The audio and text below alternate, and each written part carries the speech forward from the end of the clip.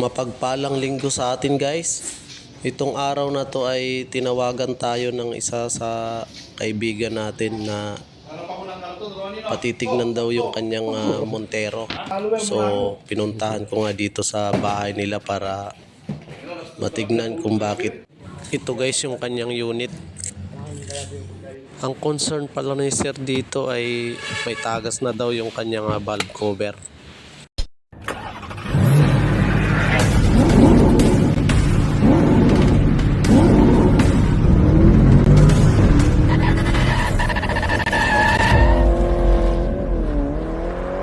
At dito na nga ay natulang ko na palitan na yung valve cover niya. At isa pa palang issue nito guys ay mahina na daw humatak. Kaya sabay ko nang linisin yung kanyang EGR para isang baklasan na lang. Dito na nga ay tinuturo-turo ko na kung ano ba yung dapat tanggalin. Ingat lang pala kayo guys sa bagay na babaklasin nyo kasi masilang kasi to. Dito pala guys yung location ng kanyang EGR. Ayan, yung tinuturo ko na yan. So ngayon guys, pwede na nating umpisahan yan. Ayan, maraming sagabal sa taas. Kailangan maano natin yan. Tsaka yung battery, tanggalin natin unang-una. Pagkalipas nga ng ilang minuto ay ito na yung kanyang EGR. Yung una ko muna siyang tinanggal. Ayan, makapal na yung carbon sa loob.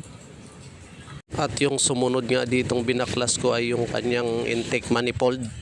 Ginamitan ko na nga siya ng kaliwa kong kamay dahil yung bandang kanan ko ay humahawak naman ng ating camera. Pasensya na guys, wala kasing humahawak ng cellphone natin. Mabuti na lang at meron tayong kaibigan kaya inabot ko na lang muna sa kanya. At itong apat na nozzle dito guys ay tanggalin din natin yan para meron tayong space para ma-remove natin yung kanyang valve cover. Pagkatapos ko nang baklasin yung kanyang mga nozzle ay syempre pwede na nating iangat ng dahan-dahan yung kanyang valve cover. Ingat lang tayo guys. So ganun lang naman ang pagtanggal. Madali lang naman siya. Pagkatapos ko nang baklasin ng lahat ay eto, dino-double check ko kung saan ba yung una kong lilinisin. Ito naman puro barado na yung kanyang butas. Ito naman kanyang EGR. Napakakapal din ng carbon sa loob. Oh, lumiit na yung butas sa sobrang kapal ng carbon. Ito muna yung uunahin ko para makahanap na ng parts si bossing. Dahil ito ang dahilan kung bakit may tagas yung kanyang engine. Lumulutong rin kasi to guys sa katagalan. So ito na yung papalitan natin. Ang tinakbo na pala nito guys ay 125,000 kilometers na. So sulit na rin si sir dito. Kapag ganon, pwede nang palitan.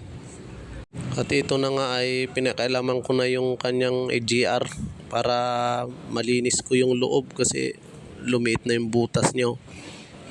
Puro na carbon ito. Papakita ko sa inyo guys kung gaano kakapal yung carbon sa loob. Ayan, nalalaglag yung cooling. Isa ring dahilan to guys kung bakit naglo-low power yung ating mga engine. Bawas-bawasan ko na lang muna. Pero yung proseso sa paglinis niyan guys, mas mainam yung carb cleaner. Kahit yung gasoline, pwede rin naman. Ito namang EGR pipe niya guys. Sobrang kapal din. Yan, nalalaglag lang yung mga uling. Ito naman guys, kapag hindi natin nilinis to, magastos tayo sa gas. Maglo-low power tayo, tsaka isa pa, magche-check engine siya. So, ayan guys, nakita nyo naman. Pwede na tayong mag-ihaw dyan. Mamaya, pwede na nating banlawan yan. Pagkatapos nyan guys, baklasin natin yung apat na tornilyo.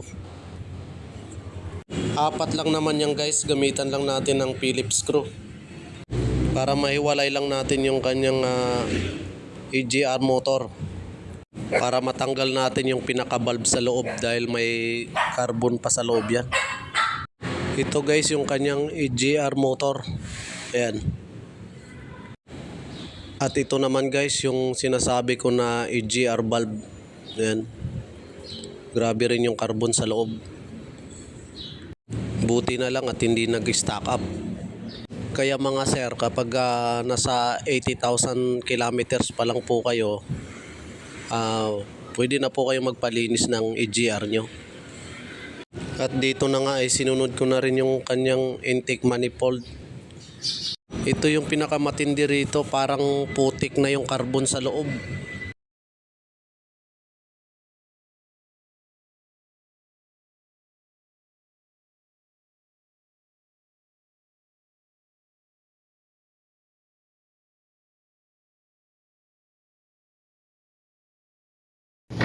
Ito guys, na kumpleto ko na lahat. Naibalik ko na yung mga binaklas. So konti na lang to, inabot na nga ako ng gabi oh. Yan na yung ilaw. Overtime to. Kailangan matapos kasi may biyahe pa si bossing. Shout out kay boss, may-ari nito. Kay boss Alexis. Shout out sa'yo. At sa aking mga subscriber, maraming salamat. Saka sa ating mga mahal na mga viewers, shout out po sa inyo lahat. So konti na lang to at matatapos na. So ito na guys, nakumpleto ko na. Inaabot na po ako ng gabi. At dito na nga ay binalik ko na yung battery dahil excited na akong paandarin to. Guys, natapos na rin yung trabaho natin. Ginabi na tayo. So ngayon, try nating i-start.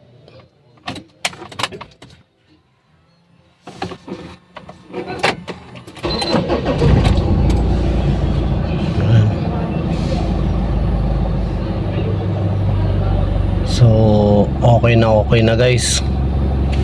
Yan, naglinis tayo ng EGR nya. Baklas tayo ng intake manifold. Kung meron kayo napapansin guys sa dashboard na check engine, bali scan lang yan.